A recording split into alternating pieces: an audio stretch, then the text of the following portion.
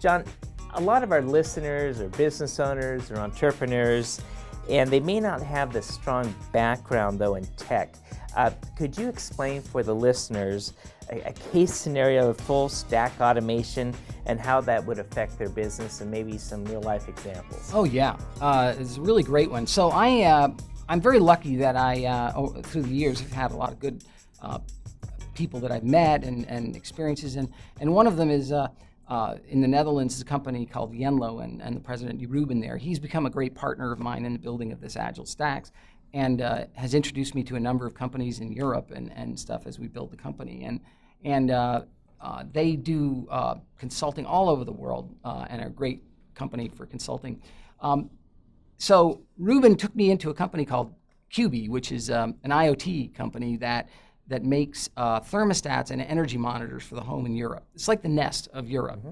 They have shipped 10 million of these devices, or are trying to ship 10 million of these devices around.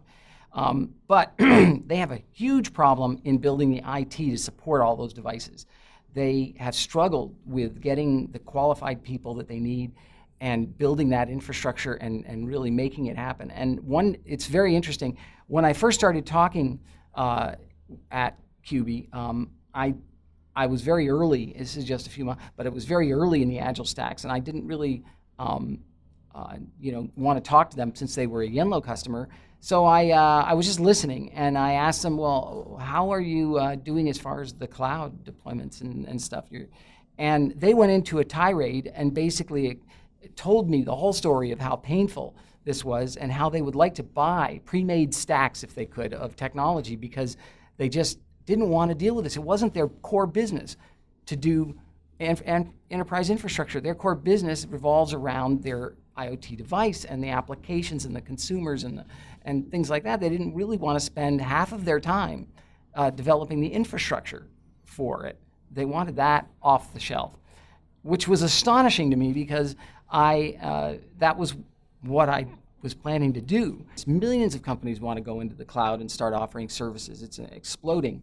As the cost of the cloud goes down, more and more businesses want to just take all their operations and move it to the cloud. And the problem is it's very difficult to move, especially a lot of older industries and stuff and businesses, into the cloud. So I saw the problem at my last open source company that I was working at, where people were trying to deploy these services, multiple services at the same time, and they couldn't make them work. They didn't know how to make it reliable, how to make it secure. A lot of knowledge is missing for many companies, and they don't have a good resource to get quality information.